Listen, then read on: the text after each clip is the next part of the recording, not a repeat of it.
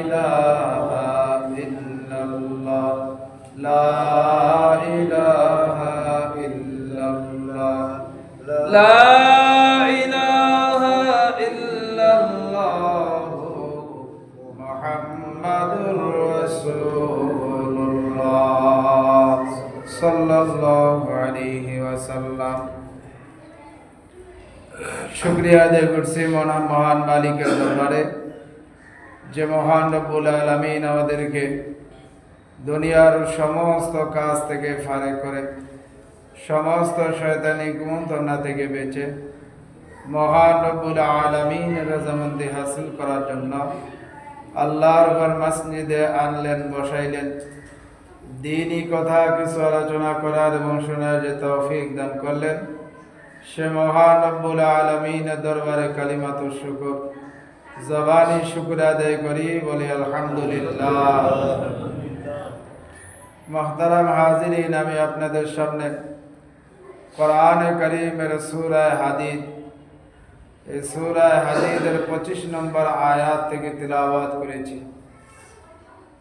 পঠিত আয়াতের মধ্যে আল্লাহ রাব্বুল আলামিন যুগে যুগে নবী রাসূল প্রেরণের উদ্দেশ্য বর্ণনা করেছেন। আল্লাহ তাআলা বলেন, লাকাদ আরসালনা রুসুলানা বিল বায়িনাত, আমি রাসূলদেরকে পৃথিবীতে পাঠাইছি সুস্পষ্ট প্রমাণাদি দিয়ে, সুস্পষ্ট দলিলাদি সহকারে আমি পৃথিবীর মধ্যে রাসূলদেরকে পাঠিয়েছি। আর তাদের সাথে কি দিয়েছি? ওয়া আনজালনা মাআহুমুল কিতাব ওয়াল মিজান লিয়াকুমান নাসু বিল কিসত, তাদের সাথে দিয়েছি কিতাব এবং মিজান, যাতে বিশ্ব মানবতার জন্য ইনসাফ প্রতিষ্ঠা করতে পারে,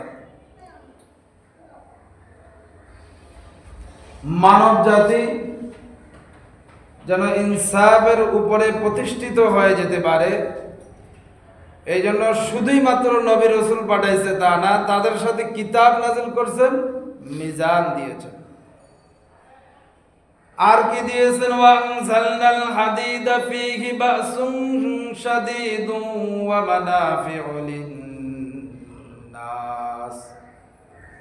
আর আমি লৌহ নাযিল করেছি যার মধ্যে রয়েছে এক বিরাট শক্তি, আর মানবতার জন্য এর মধ্যে বহুত কল্যাণ নিহিত আছে। আল্লাহ তাআলা বলেন,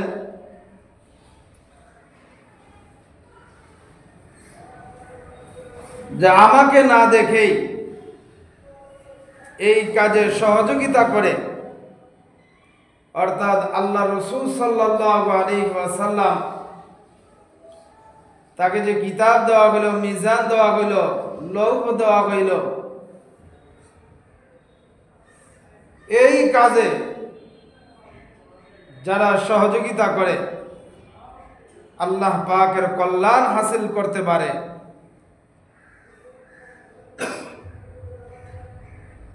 আর আল্লাহ তাআলা বলেন যে আমি দেখতে চাই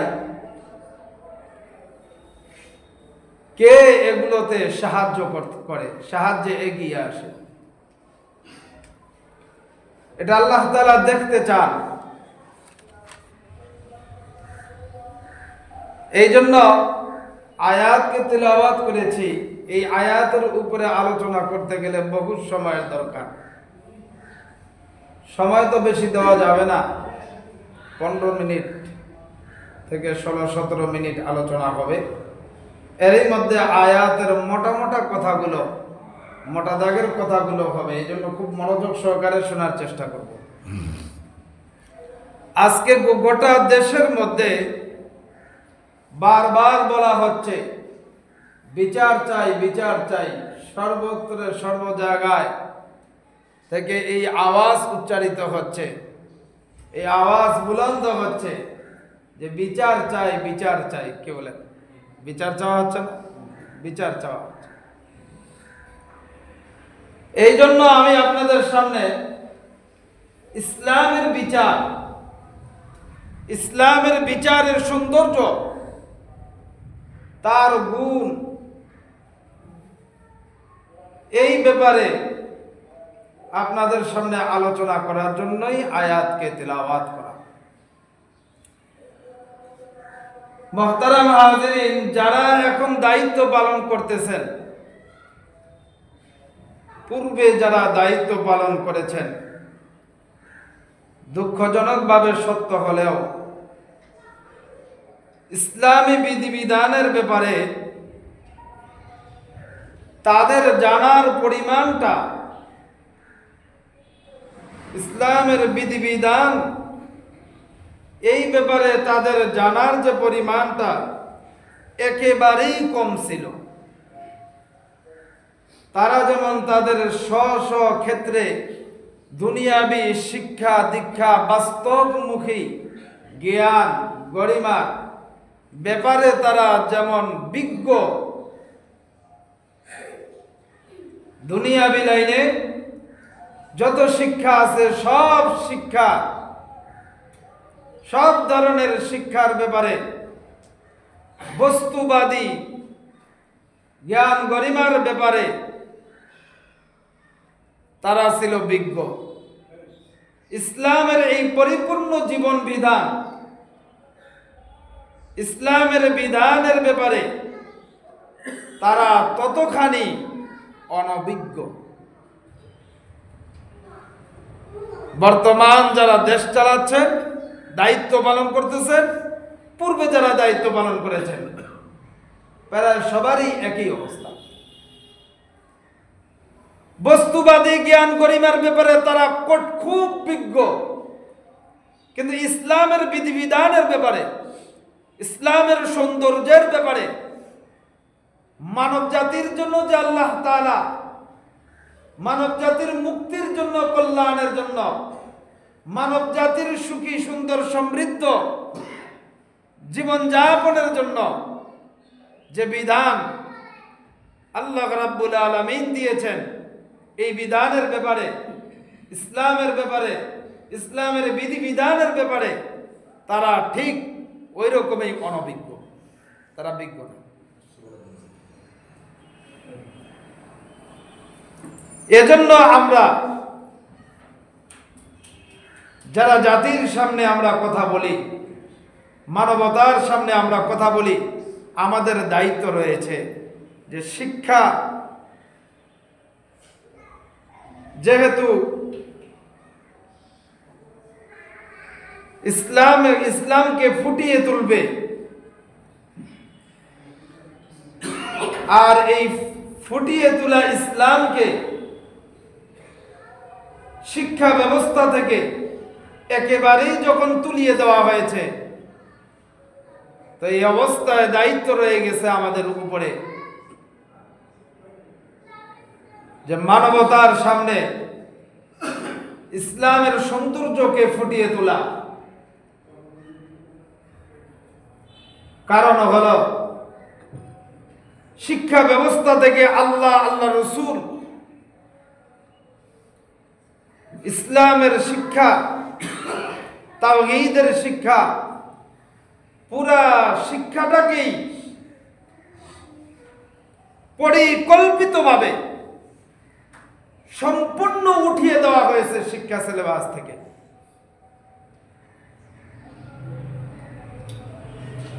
এই জন্য বর্তমান মুসলমানের ঘরে জন্ম নিয়ে, ইসলামের উপরে জন্ম নিয়ে বর্তমান প্রজন্ম যেগুলো আসতেছে, এই প্রজন্মের ভিতরে আমরা ইসলামের কোনো রং তালাশ করে পাই না, ইসলামের আদর্শ আমরা খুঁজে পাচ্ছি না। নতুন প্রজন্ম যে আসতেছে, যে তৈরি হচ্ছে, এই প্রজন্মের দিকে তাকাইলে মনে হয় না সে যে ইসলামের বিধিবিধান অনুসরণ করে মুসলমান, এটা মনে হয় না, বোঝা যায় না।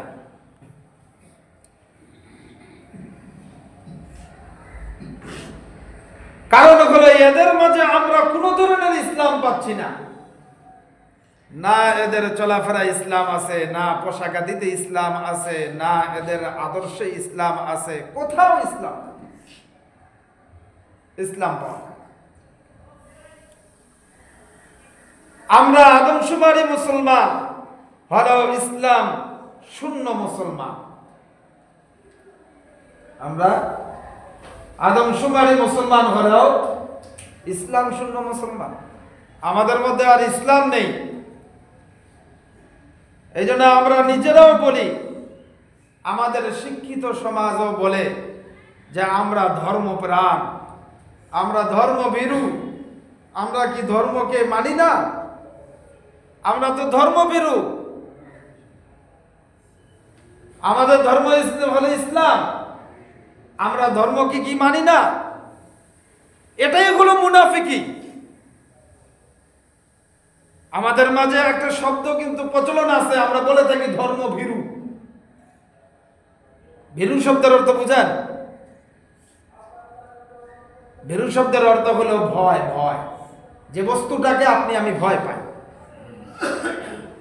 বলেন তো ইসলাম কি ভয় পাওয়ার বস্তু? তাহলে ধর্মভীরু কেন বলেন?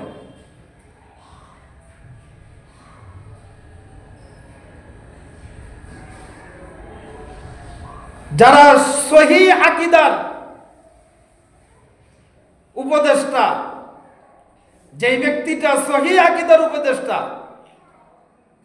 সহি আকীদার উপরে আমাদের দেশের মধ্যে যারা দ্বীন প্রচার করে, এদের সমস্ত গুরুদের উপদেষ্টা, পূর্বের প্রধানমন্ত্রীরও উপদেষ্টা, এই ব্যক্তি 2024-এর 5 আগস্টের আগে 23 সালের ঘটনা, হজ্জে বাইতুল্লাহ যাওয়ার পরে বাইতুল্লাহর সামনে হেরেম শরীফের ভিতরে 10 দিন বা 41 দিন এরকম ইতিকাফ করেছেন, চিল্লা লাগিয়েছেন। এই ব্যক্তির আকীদা কি? যে জীবন বাঁচানো তো হলো ফরজ, আর দাড়ি রাখা ওয়াজিব। দাড়ি রাখা সুন্নাত, আর জীবন বাঁচাবে ফরজ। এই জন্য জীবন বাঁচাইতে যাইয়া দাড়ি কাটলেও কোনো সমস্যা নাই। এই ব্যক্তির আকীদা হলো এটা। এই সমস্ত ব্যক্তিদের মাধ্যমে আমাদের সমাজের মধ্যে এই শব্দগুলি ছাড়িয়ে দেওয়া হয়েছে যে আমরা হলাম ধর্মভীরু, আমাদেরকে নিয়ে আপনাদের কোনো টেনশন নাই, চিন্তা নাই। আমরা ইসলাম কি মানি না, আমরা ধর্ম মানি না, ধর্মকর্ম তো আমরাও করি, আমরা ধর্মভীরু। যারা দেশের হাজার হাজার কোটি কোটি সম্পদকে লুণ্ঠন করেছে, এই সমস্ত ব্যক্তিরা এই ধরনের কথা বলে যে আমাদেরকে নিয়ে আপনাদের কোনো টেনশন নাই, কোনো চিন্তা নাই, আপনারা কোনো চিন্তা করবেন না, আমরা তো ধর্মভীরু। এই কথাটাই হলো মুনাফিকের কথা, এখানেই হলো মুনাফিকি। আপনি কিসের ধর্মভীরু? আপনি কিসের ধর্মকর্ম করেন? আপনি তো ওই ধরনের ধর্ম পালন করেন যেই কথাটি আল্লাহ তাআলা সূরা বাকারার 58 নম্বর আয়াত 85 নম্বর আয়াতের মধ্যে বলেছেন, আফাতুমিনুনা বিবাদিল কিতাবি ওয়া তাকফুরুনা বিবাদ। কি গায় যে আমার এই কিতাবের কিছু কিছু মানো, কিছু কিছু তুমি মানো, আবার অনেকগুলি ছেড়ে দাও। আফাতুমিনুনা বিবাদিল কিতাবি ওয়া তাকফুরুনা বিবাদ। যেটা তোমার মনে ভালো লাগে এটা মানো, যেটা পছন্দের ওইটা মানো, আর এর মধ্যে অনেকগুলোকে তুমি ছেড়ে দাও, বাদ দিয়ে দাও। তার মানে হলো সুবিধাবাদ জিন্দাবাদ। এই সুবিধাবাদ জিন্দাবাদ মুসলমান আমাদের মাঝে আছে না নাই? আছে না? সুবিধাবাদ জিন্দাবাদ। আল্লাহ তাআলা এই জন্য বলেন যে তোমাদের পছন্দ মতো বিধিবিধান গুলি মানো, আবার অনেকগুলি তোমরা বাদ দিয়ে দাও। এই সিলেবাস করার ক্ষমতা আল্লাহ তাআলা পৃথিবীর কাউকেই দেন নাই। কারণ কোরআনে কারীম হলো গোটা মানব জাতির সিলেবাস। এখানে কাটছাঁট করার মতো ক্ষমতা আল্লাহ তাআলা কাউকে দেয় নাই। কাটছাঁট করার মতো সুযোগ কোন মুসলমানকে আল্লাহ তাআলা দেয় নাই। ইসলাম তো পরিপূর্ণ বিধিবিধান, ইসলাম তো অপরিপূর্ণ নয়। ইসলাম হলো পরিপূর্ণ জীবন বিধান হিসেবে আল্লাহ তাআলা আমাদেরকে দিয়েছেন।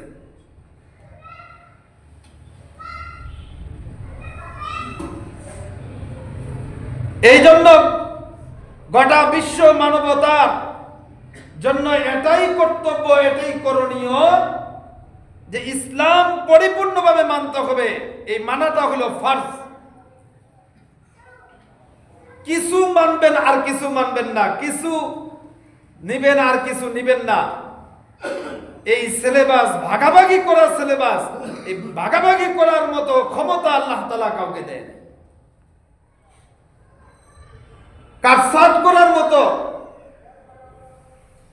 যে বিভিন্ন দফা, এই দফা ওই দফা, এই 7 দফা 10 দফা 20 দফা 30 দফা, এই দফা করার মতো ক্ষমতা আল্লাহ তাআলা ইসলামে কাউকে দেন।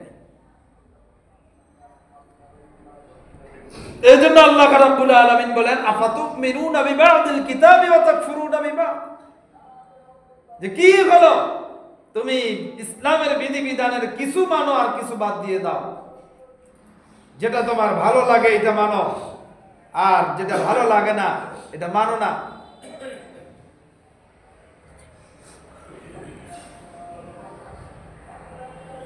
যারা ইসলামের মধ্যে কিছু মানে আর কিছু মানে না, এদের ব্যাপারে আল্লাহ রাব্বুল আলামিন কোরআনে কারীমের মধ্যে বলেছেন যে এদের অবস্থাটা কিরকম হবে। ফামা জাযাউ মান ইয়াফআলু যালিকা মিনকুম ইল্লা খিজিয়ুন ফিল হায়াতিদ দুনিয়া ওয়া ইয়াউমাল কিয়ামাতি ইউরাদ্দুনা ইলা আশাদ্দিল আযাব। আল্লাহ তাআলা বলেন যে তাহলে তোমরা পৃথিবীতে আরাম পাবা না, তোমাদের জন্য আরাম হারাম হয়ে যাবে, শান্তি পাবা না, স্বস্তি পাবা না। তাহলে বলেন তো, যারা ইসলামের বিধিবিধানের উপরে দফায় দফায় দফায় দফায় ভিন্ন ভিন্ন ভিন্ন ভিন্ন ভাবে দফা তৈরি করেছে, কাটছাঁট করে যারা ইসলামের বিধিবিধান পালন করেছে আর নিজেদেরকে ধর্মভীরু বলে দাবি করেছে, স্লোগান দিয়েছে যে আমরা ধর্মভীরু, ধর্ম পালন করি, আমরাও ধর্মের পালনকারী, আমরাও মুসলমান, এরকম যারা বলেছে এরা শান্তিতে আছে না অশান্তিতে আছে? আল্লাহ তাআলা যে আয়াতের মধ্যে স্পষ্ট ঘোষণা করেছেন, এর বাস্তব প্রমাণ তো আমাদের সামনে। এটা তো অনেক দূরে যাওয়া লাগবে না, আমাদের সামনেই বাস্তব প্রমাণ আল্লাহ তাআলা দেখায় দিয়েছে।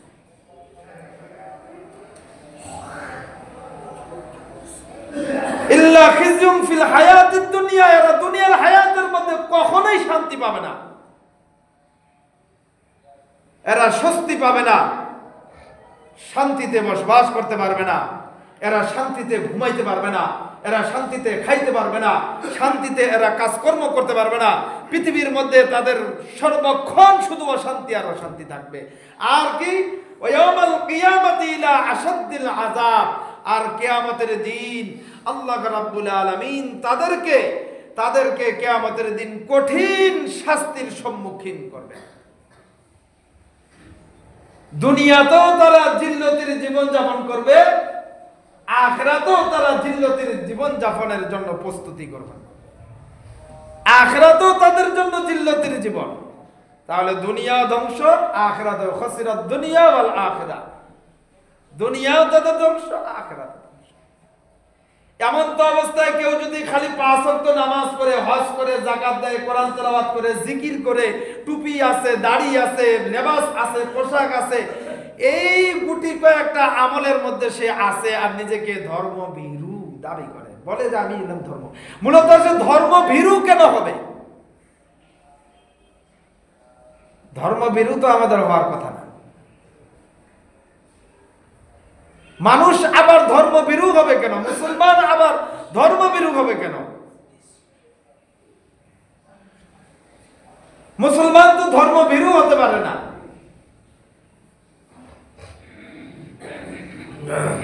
ধর্মভীরু হইল যেগুলাকে আমরা যে বস্তুগুলোকে ভয় পাই, সাপকে ভয় পাই, বাঘকে ভয় পাই।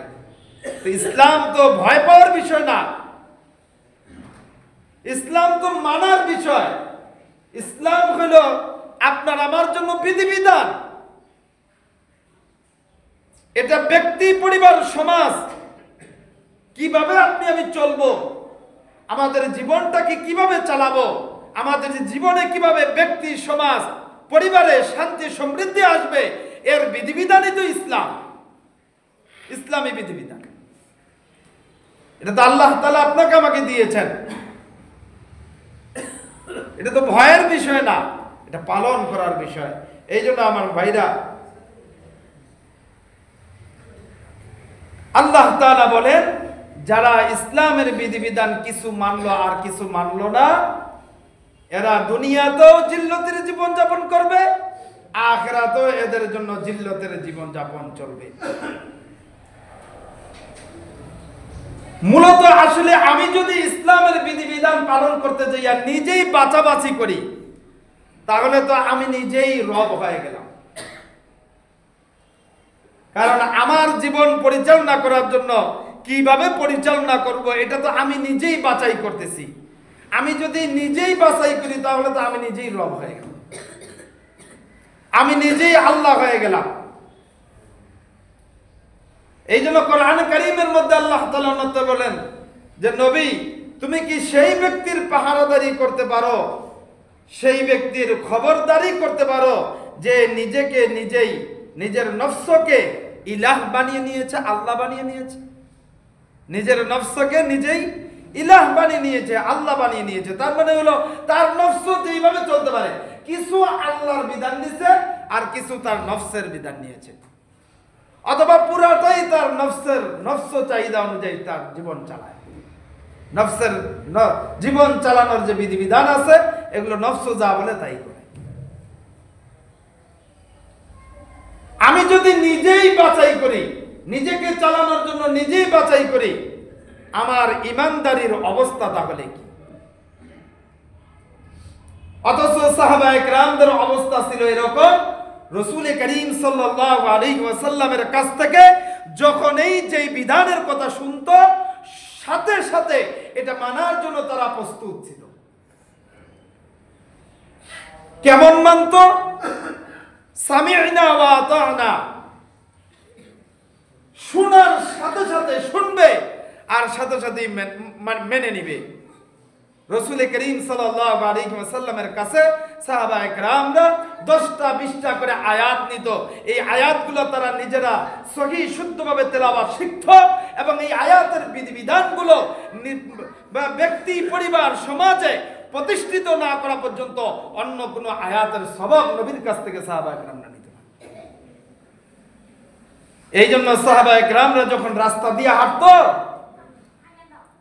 তো অন্য মানুষেরা সাহাবায়ে কেরামদেরকে দেখে নিজেদেরকে মনে এই মনে মনে এইটা ভাবতো না যে তারা আমাদের মতো মানুষ। মূলত তারা ভাবতো যে জীবন্ত কোরআনটাই হেঁটে যাচ্ছে রাস্তা দিয়ে, আর আমরা রাস্তা দিয়ে হাঁটি, মানবতা আমাদেরকে দেখে হাসে, মানুষ আমাদেরকে দেখে হাসে।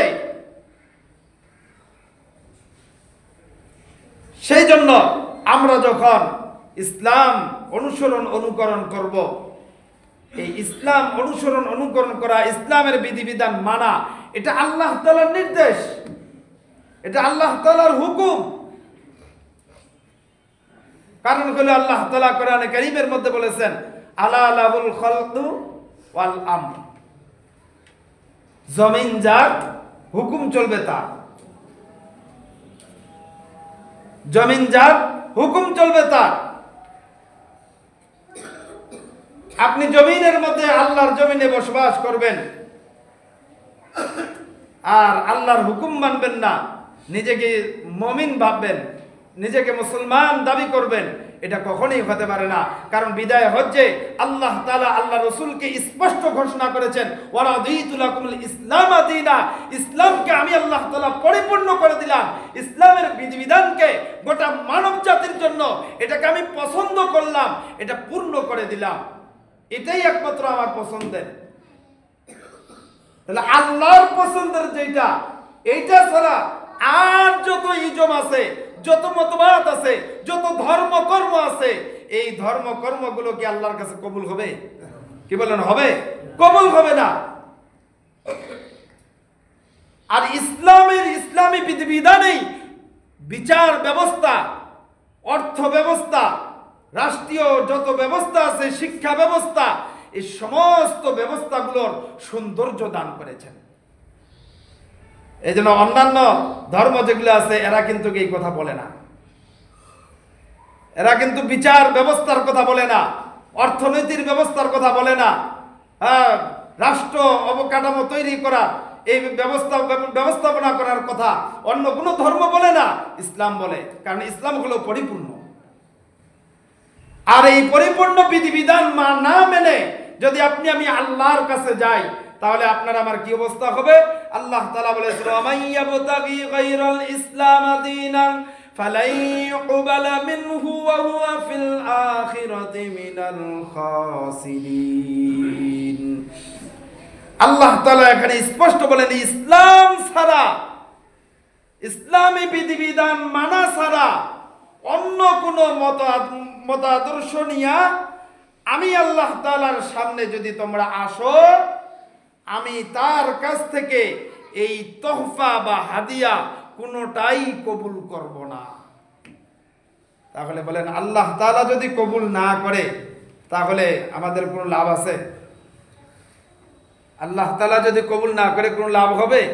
কোনোই লাভ হবে না। আজকে শুধুমাত্র আপনি আমি নামাজ, রোজা, হজ, যাকাত, কিছু দান, কিছু এরকম সহযোগিতা, টুপি, দাড়ি, পাঞ্জাবি, এগুলো কি এতটুকুর মধ্যেই আমরা শুধু মনে করতেছি যে ইসলাম ধর্ম, এটাই আমার ধর্মকর্ম, এর বাইরে আর কিছু নাই। না না, ইসলাম পরিপূর্ণ ধর্ম। আপনার ব্যক্তি থেকে নিয়ে পরিবার, সমাজ,